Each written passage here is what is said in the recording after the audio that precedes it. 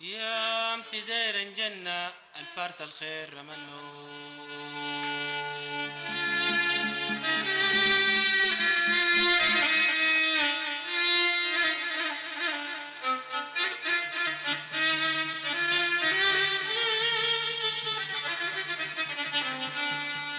الزور المبتع عرفة فوق النار تلزا.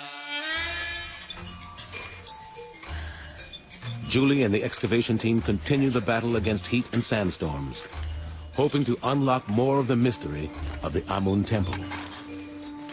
The removal of another 3 feet of fill reveals more of the sandstone columns and a now familiar figure, the Nile god the ancient Nubians called Happy. The water bearer is making multiple appearances in the inner courtyard. On this column we have 8 figures of Happy, and on all of the other columns we have 8 figures. So by the time we're done, we're going to have drawn 32 Happy figures. Happy is the god of the Nile, and he's carrying jars that are pouring water. He brings the fertility of the Nile to the people who live along its banks. That's why Happy's so important to the people who lived here. Without the Nile and the river and the water, they'd die. Water was so important to the ancient Nubians that it played a central role in the daily life of this temple.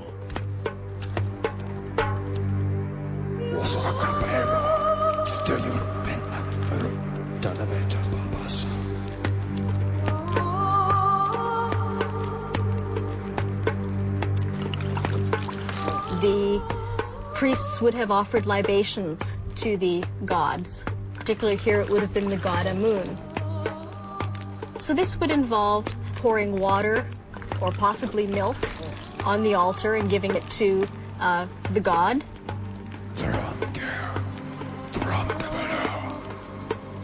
The priests of Amun would have carried out this ritual in the most sacred part of the temple, the innermost sanctuary.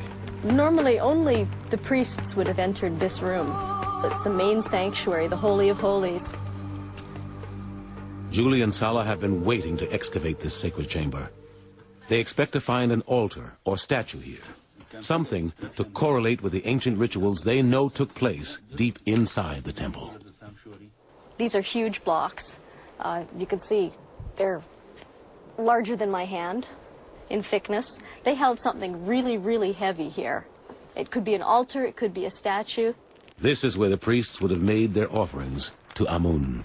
But where the altar should stand, there is now disturbing evidence of desecration. Well, it looks like somebody dug a huge hole in the floor of the main sanctuary of the temple. The sacred shrine is missing. Either they took it with them or they pushed it over and took it somewhere else and maybe smashed it. So in terms of committing sacrilege, this is a terrible, terrible offense. With evidence of foul play mounting, the fire discovered earlier in the forecourt is beginning to look like no accident. The identity of the marauders is a mystery, but what they did with the altar soon becomes perfectly clear when Julie re-examines a heap of stone fragments excavated earlier in the season. This is the top corner of an altar. It's also quite heavy, so it took a lot of muscle to break this piece into the numerous pieces that you see here. Luckily, though the altar was destroyed, a crucial piece remains intact. We turned up this piece. It's the missing part of the cartouche Julie and Salah have been searching for. Now they can decipher the name of the ruler who built this temple, and is not a king. The royal name is Meroitic, and that's one of the names of Queen Amunitori. The temple is no longer anonymous. Now it has a ruler and an age. Amunitori is another powerful Nubian queen who ruled during the 1st century AD. Queen Amunitori and her co-regent King Natakamani reigned over Nubia during the time of Christ. Together, this powerful couple honored the gods by building more temples than almost any other Nubian rulers. The complex at the site of Naga, 125 miles to the south, is an impressive testament to their devotion. An avenue of ram statues leading up to the temple pays homage to Amun and hints at what the sands of Dangeil may still be hiding.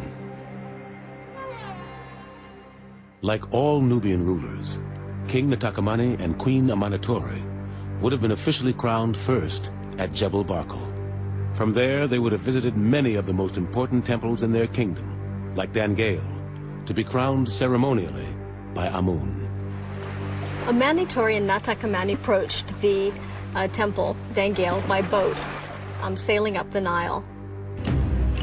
And then they would have headed towards the main sanctuary. The Amun temple complex would have appeared like a mirage on the horizon. And then as you approached the temple, there would have been two massive doors blocking your entrance, hiding the secrets inside. Led by the high priests, Queen Amanatore and King Natakamani would enter the temple, followed by their courtiers, and proceed to the inner sanctuary. They would lift incense up, so the place would be smoky and smelling of frankincense. They would have made offerings to the god Amun.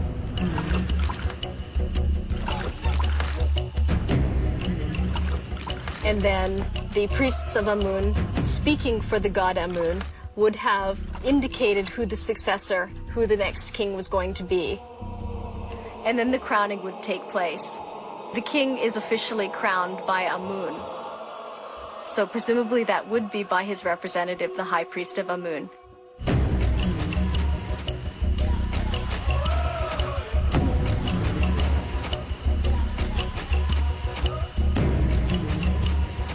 Though access to the inner sanctuaries was restricted to priests and royalty, other parts of the temple were open to pilgrims from more humble backgrounds.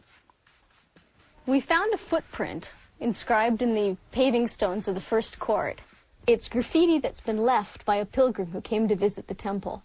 This would show the god and other pilgrims that this person had come to visit the temple. It's a very human thing. It's something that somebody actually came and did as an act of personal piety, as an act of faith. It's very easy to get stuck in the material and the columns and the paving stones. This is a nice reminder, because as an archaeologist it shows us that people actually visited the temple and they actually worshipped here, and it was part of their everyday life. Families may have looked for solace in the temple, praying for the sick, mourning the dead. Others may have come to thank the gods for a new birth or a bountiful harvest.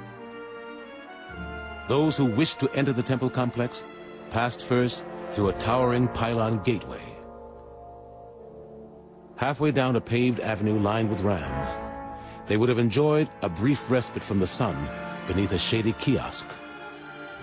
Ahead lay the great wooden doors of the temple.